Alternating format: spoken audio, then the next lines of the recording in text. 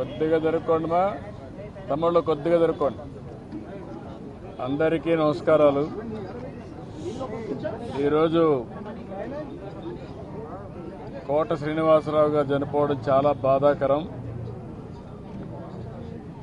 మొన్నటి వరకు చాలా ఉత్సాహంగా చలనచిత్ర పరిశ్రమకు ఎనలేని సేవలు అందించిన వ్యక్తి.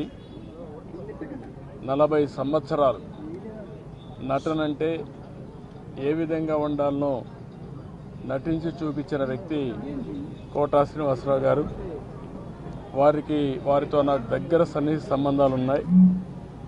సమైక్య ఆంధ్రప్రదేశ్లో ముఖ్యమంత్రిగా ఉన్నప్పుడు కానీ, తర్వాత ముఖ్యమంత్రిగా ఉన్నప్పుడు కానీ, అదే సమయంలో ఆయన ఎమ్మెల్యేగా 1999లో నేను ముఖ్యమంత్రిగా ఉన్నప్పుడు బీజేపీ అలయన్స్తో ఆయన ఎమ్మెల్యే చేశాం.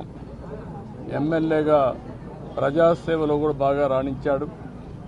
సినిమా రంగంలోనే కాకుండా ప్రజాసేవలో కూడా బాగా కృషి చేసిన వ్యక్తి కోట శ్రీనివాసరావు గారు. ఈరోజు మనందరం కూడా ఆయన డైలాగులు చూస్తే ఒకే సీన్లో ఏడిపించగలుగుతాడు, భయపెట్టగలుగుతాడు. అలాంటి అరుదైన సంఘటనల్లో అరుదైన నటనతో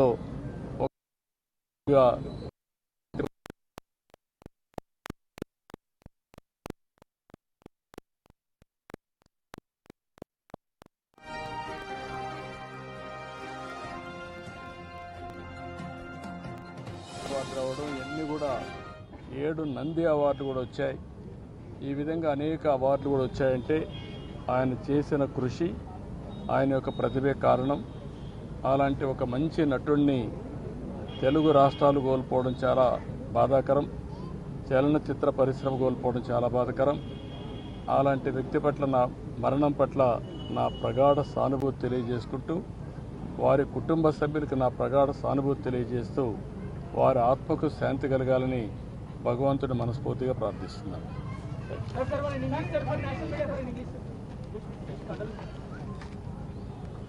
కోట శ్రీనివాసరావు గారు is a great actor. Nobody can compensate his death, replace him. He worked for the last 4 decades. He acted 750 films. He acted not only in Telugu, Kannada, Tamil and also Hindi. He had a track record of acting in films, nearly 750 films.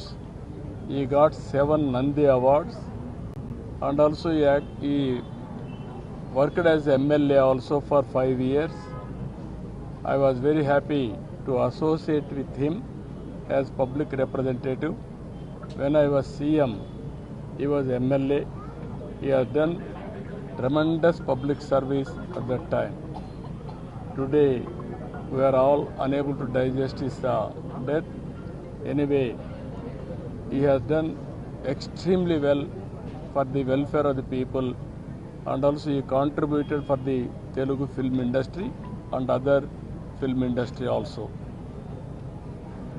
I pray God to give him his soul in rest, and also I pray God to console their family members, to recoup and move forward.